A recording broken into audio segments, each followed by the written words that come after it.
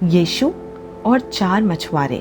आज की ये कहानी पवित्र बाइबल की मत्ती की पुस्तक के 4 अध्याय से ली गई है। जब यीशु मसीह ने प्रचार करना शुरू किया तो उसने अपने शिष्यों को इकट्ठा करना शुरू कर दिया। ऐसा उसने इसलिए किया ताकि उसके विचारों को सुनने वाले हों और बाद में वे दूसरों को भी सिखाने वाले बन सके। वह न तो हेरोदेस के दरबार में गया और न यरूशलेम में और न महायाजकों और पुरनियों के बीच, परंतु गलील के समुद्र के पास जहां मछुआरे थे वो वहां पहुंचा।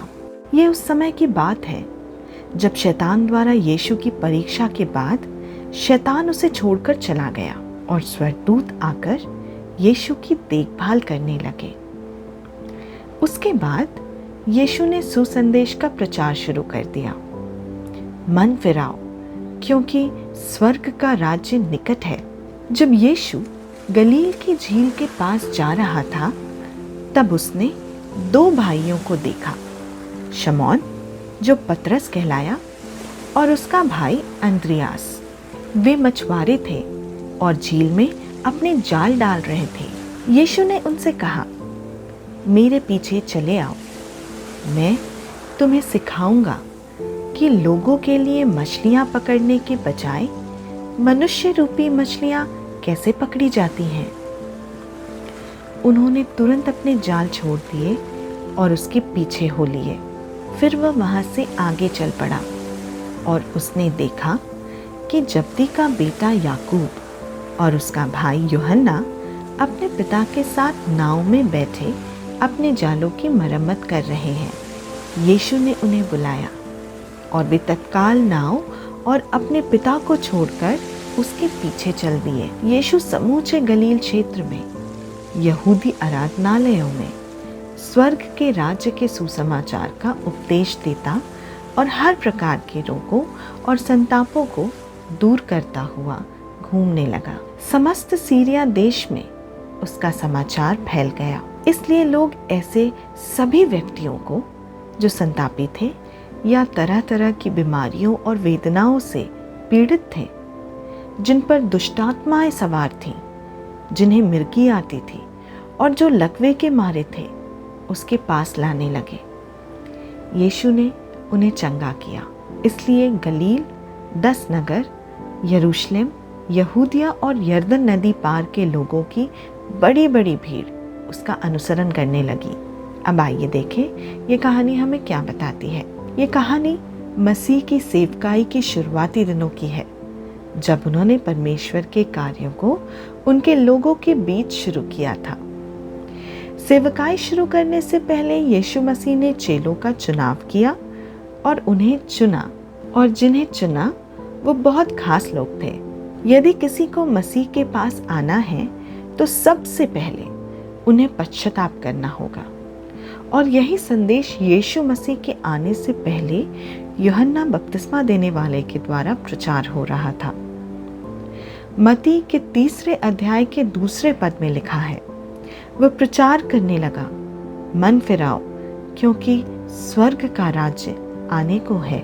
यीशु मसीह के आने से पहले यूहन्ना ने उनके लिए मार्ग तैयार किया और बहुतों को यूहन्ना ने मन फिराव का बपतिस्मा भी दिया। मछुआरे यूहन्ना बपतिस्मा देने वाले के अनुयायी के रूप में पहले से ही पश्चाताप कर चुके होंगे और यीशु के विश्वास में आ गए होंगे। इसलिए जैसे ही यीशु ने उनसे कहा, मेरे पीछे चले आओ, तो वो अपना सब कुछ छोड़ के यीशु के पीछे हो लिए। और अगर आपको भी यीशु के पीछे चलना है तो आपको अपने पापों से पश्चाताप करना अति आवश्यक है।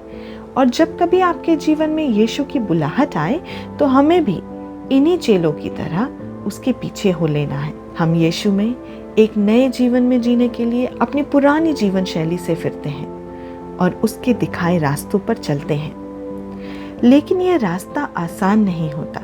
इसमें बहुत कठिनाइयाँ और परीक्षाएं आती हैं। और अगर आपने बाइबल पढ़ा होगा तो उसमें पाया होगा कि कैसे यीशु के चेलों के जीवन में भी परीक्षाएं आई और वे कई जगह डगमगाए। मत्ती के 4 अध्याय के 19वें पद में लिखा है, आओ मेरे पीछे हो लो, यीशु ने कहा, मैं तुम्हें सिखाऊंगा कि लोगों के लिए मछलियां पकड़ने के बजाय मनुष्य रूपी मछलियां कैसे पकड़ी जाती हैं। यहाँ यीशु ने मछुआरों को समझाने के लिए मनुष्य रूपी मछलियां शब्द का उपयोग किया।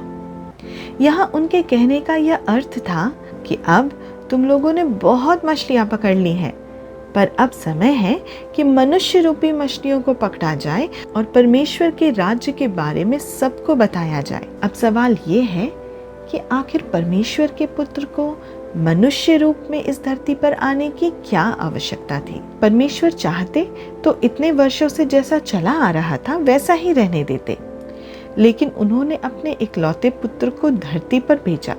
पर किसके लिए भेजा? जी हाँ, आप सही सोच रहे हैं, हम सब के लिए ही भेजा था।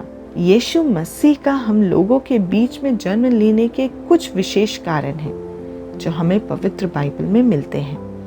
पहला, परमेश्वर को धरती पर प्रकट करने के लिए यीशु मसीह का जन्म हुआ, क्योंकि परमेश्वर को किसी ने नहीं देखा था और उनको मनुष्यों के बीच में प्रभु यीशु मसीह ने ही प्रकट किया। पवित्र बाइबल के नए नियम की पुस्तक यूहन्ना के पहले अध्याय और उसकी 18वीं आयत हमें बताती है, जहां इस प्रकार लिखा है, परमेश्वर को किसी ने कभी नहीं देखा, इकलौता पुत्र जो उसकी गोद में है उसी ने उसे प्रकट किया। परमेश्वर और मनुष्य के बीच की खाई पर एक पुल बनाने के लिए यीशु मसीह मनुष्य रूप में जगत में आए, जिससे वे परमेश्वर की बात मनुष्यों को बता सके कि परमेश्वर उनसे क्या चाहते हैं। बाइबल के नए नियम की पहली तिमुथियुस पुस्तक के 2 अध्याय और उसकी 5वीं आयत में लिखा है, क्योंकि परमेश्वर एक ही है और मनुष्य के बीच में एक ही बिचवाई है, अर्थात मसीह यीशु जो मसीह है। यीशु मसीह के मनुष्य रूप में इस जगत में आने का प्रमुख कारण है मनुष्यों का उद्धार। परमेश्वर सारी मानव जाति से प्रेम करते हैं, इसलिए उन्होंने अपने इकलौते बेटे को इस जगत में मनुष्य के उद्धार के लिए भेज दिया। बाइबल में यूहन्ना के 3 अध्याय और उसकी 16वीं आयत में हम पाते हैं, परमेश्वर ने जगत से ऐसा प्रेम किया कि उसने अपना इकलौता पुत्र दे दिया, ताकि जो कोई उस पर विश्वास करे वह नाश न हो बल्कि अनंत जीवन पाए। परमेश्वर के अनुयायी के रूप में हमें यीशु का अनुसरण करने के लिए उसके दिखाए मार्गों पर चलना चाहिए और उसके लोगों तक उसके वचनों को पहुंचाना चाहिए। यह पाठ यीशु का शिष्य बनने के साथ साथ दूसरों को परमेश्वर के परिवार में लाने पर केंद्रित है। उम्मीद करती हूँ आपको ये कहानी पसंद आई होगी। परमेश्वर की ऐसी और सच्ची कहानियाँ सुनने के लिए हमारे चैनल से जुड़े रहें, और अगर आपको बाइबल की कहानियाँ अच्छी लगती हैं तो इन कहानियों को अपने करीबियों तक पहुँचाने का प्रयास करें, ताकि परमेश्वर का वचन हर एक मनुष्य तक पहुँचे और वो उससे लाभ पाए। Thank you. जय मसीह की।